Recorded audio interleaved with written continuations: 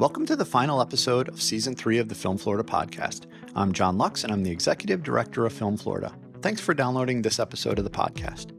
Dana Pellerin is the Studio Sales and Business Development Representative at Universal Studios Florida Production Group. Dana began his career with Universal in 2014. Prior to that, he freelanced as a production assistant and coordinator on numerous commercials all over Florida. Dana is responsible for client relationships and packaging bids for studio facilities, the Backlot, offices, and other production service rentals on the lot.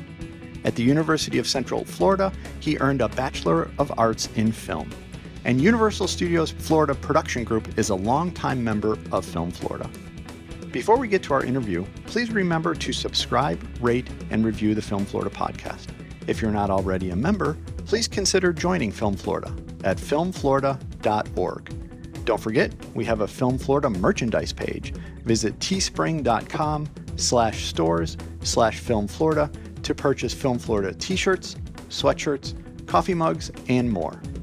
Here's my conversation with Dana Pellerin from Universal Studios Florida Production Group.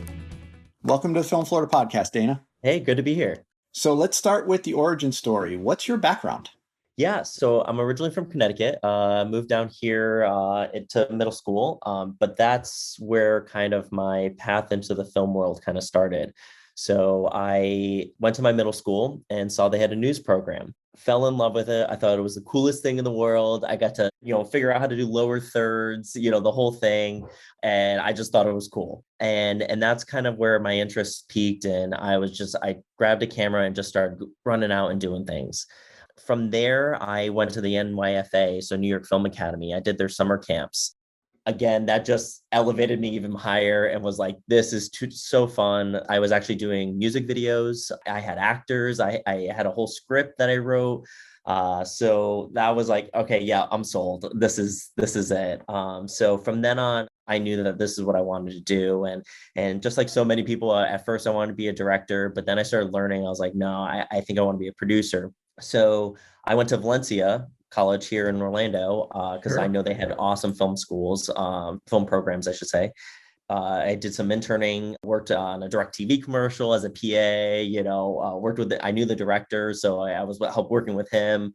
Then I went to UCF to finish off my bachelor's degree, did film school there, of course, but I also did a minor in marketing as well.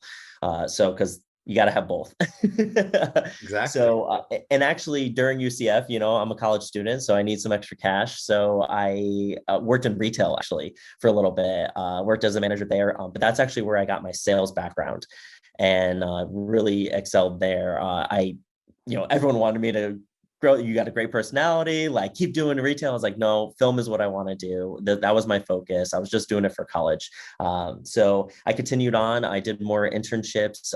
And then that's when I came to Universal. So I applied for an internship, went to the interview, and they're like, that position's been filled. So I was devastated.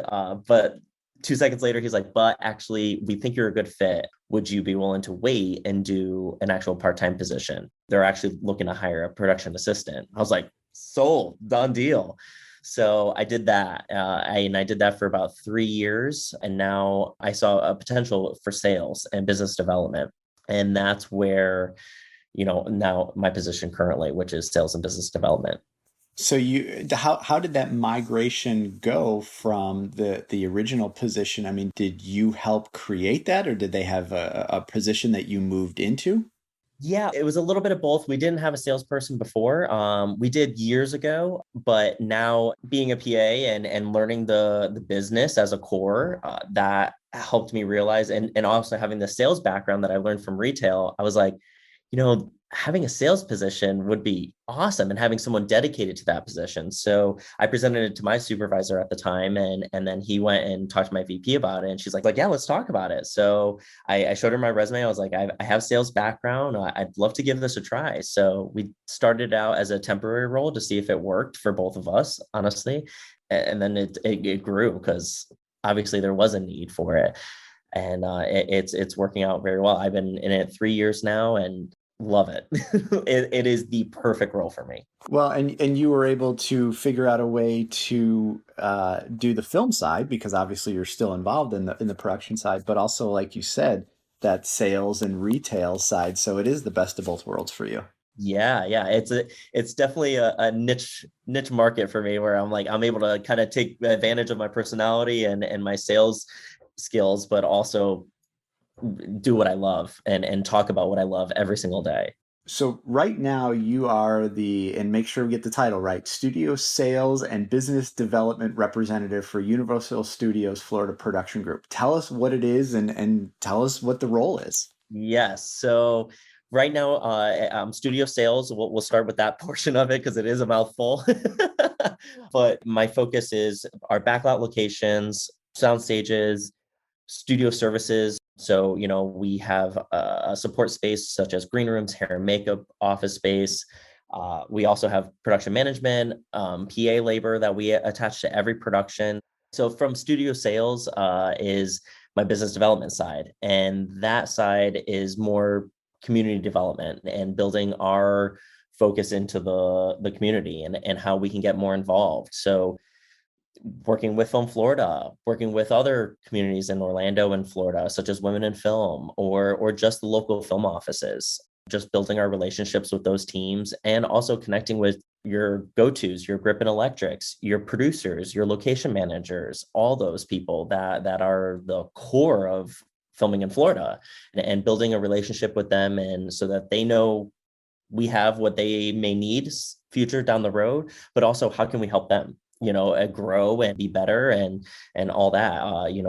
We are the universal name, so that definitely helps. But if we're able to help someone, I'm always there to pick up the phone and help make connections anywhere I can. Well, and for those that aren't necessarily familiar with the Universal Backlot, give us some context on the facilities and capabilities in an overall sense. You listed a few things, but get into some of the details that for people that have never filmed there. Yeah, so as I mentioned, we have sound stages, we have backlot locations. We have over 7 sound stages, ranging from 8,000 square feet all the way up to 22,000 square feet. It's all underneath a breezeway, which is our clients absolutely love because if it rains, which as Florida summers it does, it doesn't halt production. So they can keep moving, going forward. They can do things underneath the breezeway, build sets, do whatever they need to do, and really make it all work, and you don't have to worry about getting talent wet or the small minute things that really make a difference. Yep. Oh, I remember before the breezeway was put in. It's amazing now to have it. Oh, it's so great. And it's the temperature change. When you stand outside in summer weather compared to that, it's like a 10 degrees difference. It's so much nicer. Yeah, that's my key focus. But also we have backlot locations. So we have a New York, a San Francisco, Hollywood. I mean, we've also identified over 300 different locations. We've used a random building as a school. We've used a dark gray hallway. I mean, you name it, we've come up with the option. So because we're able to tap into our parks resources, because our backlot is our theme park. So because we have that option, we can also use things that normal backlot locations aren't a thing, or it's very hard to find. We were able to use actually our health services area as a backlot location because they needed a medical facility. There's a lot of options. So 9 times out of 10, I've got some version of something that a production could need. Yeah.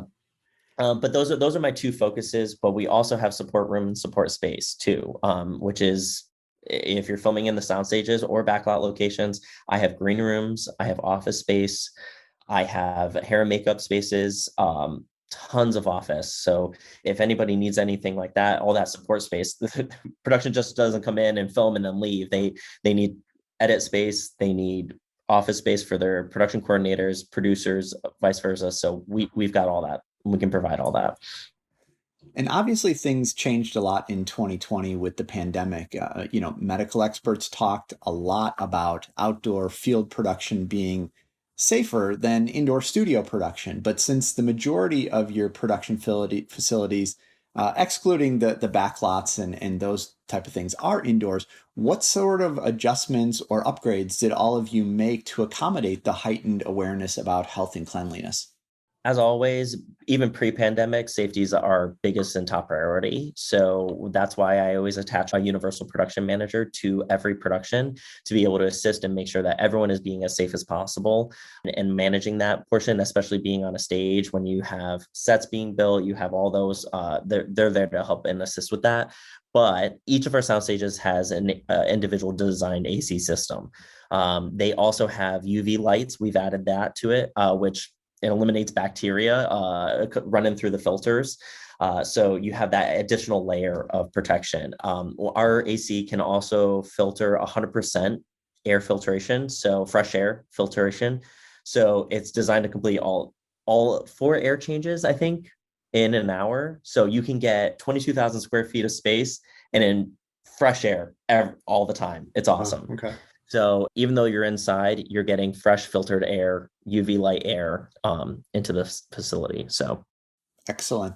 And now, Universal Studios Florida Production Group is the home base for David Makes Man. The series wrapped production on season 2 in the spring of 2021, and the premiere date is set for June 22nd at 9 p.m. on OWN, the Oprah Winfrey Network. So make sure everybody watches. But talk about the partnership between David Makes Man and your studio. that partnership has been amazing, and especially, and it's gone to show even in this pandemic, during this time, we were able to start production right away when our resort and studio lot opened up. So because of our relationship we have with them and how they needed to start production, we were able to provide the safe set protocols that they instilled on their own. So our protocols worked in tandem with them, but because we had that close relationship and that partnership with them from season 1, we were able to instill that in season 2 and really just keep moving forward as everything. So it worked out really great. The show looks amazing. They took up a ton of our sound stages. They even utilized our backlot locations during this time because they didn't want to travel. So that was a huge bonus for them as well. But they really utilized the location this year. But the season looks amazing. So definitely tune in. We're definitely looking forward to it. It's a terrific show, and if you haven't seen it already, go binge the first season before the premiere of season 2 on June 22nd. And then Dana, you mentioned it a little bit earlier. I know you have a great partnership with the Orlando Film Commission. Talk about how important the local film office is to your success. And for those that might not understand the importance of a local film commission, help them understand that kind of in a little bit more general sense. Yeah, so the Orlando Film Commission and just the film commissions in the state, Miami, Tampa, all that, they all play a key role in promoting filming in Florida. And not just film commissions, but also Film Florida and other organizations. I mean, obviously, that's the key part is bringing more film production to Florida. So if we can keep doing that and entice that more, if there's whether it's a bigger soundstage here at Universal or just even local production here in Orlando Film Commission does that. Well, Orlando and all the other film commissions, but our relationship with Orlando has been amazing because they're not just a film commission, they're more than that. They're there to help with incentives and any location. If a person or a client was to call, they're there to assist in any way possible, and they want to because they don't want to just fill out permits. They want to do more than that. They want to be able to create that full service customer service and help in any way they can to make filming in Florida as easy as possible. If they need something that we can help with, we're there to help in any way we can. Yeah, I mean, I think the client service aspect is something that as an organization we're trying to instill in everybody is people have a lot of options, obviously, and there are reasons to film in Florida, and there are reasons right now to maybe not film in Florida. And the one thing we have complete control over is the level of client service that we give, and so that's what we're always trying to instill with people. So.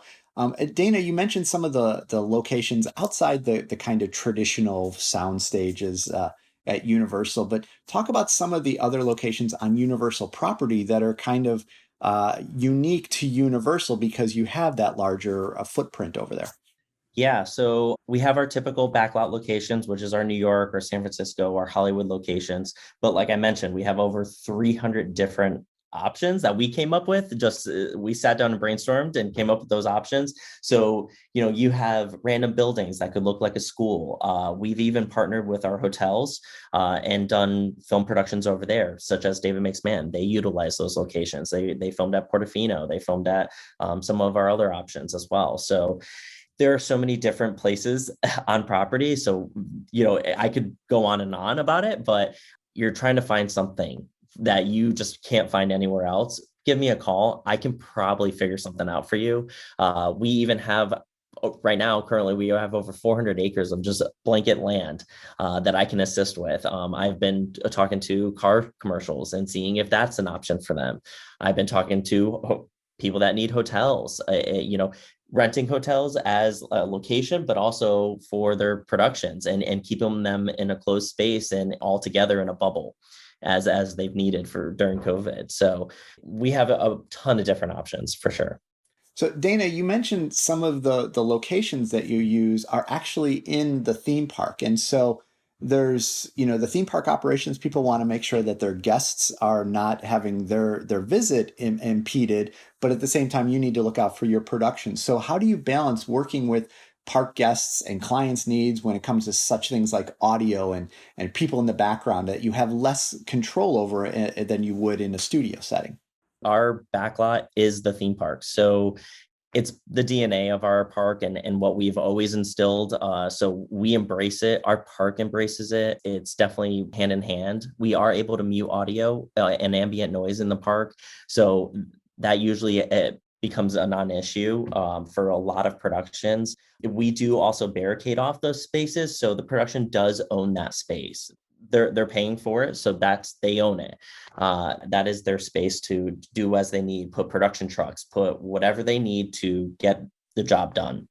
So you can bring in production trucks, you can bring in everything you need. It can be at the set. You don't have to shuttle it all over the place, just because it's inside of the theme park.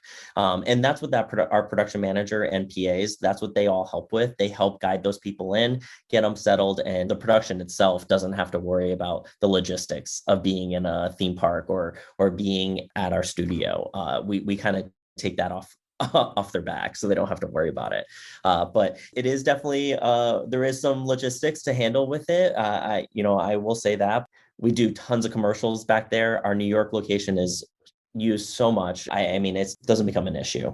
Well, and when you talk to theme park guests, they might be a small commercial, but to them, it's a huge production and it kind of makes their vacation. Yeah, they could go on all the roller coasters and all the other attractions, but what they'll probably tell stories about is a production that they saw on the backlot of Universal. Exactly. I get it all the time. You guys do real productions here? Yeah, this is an actual commercial that you will see on TV next week. It's funny to say that, but I feel like a broken record because I'm saying it every 5 minutes. I'm like, yes, we actually do productions here.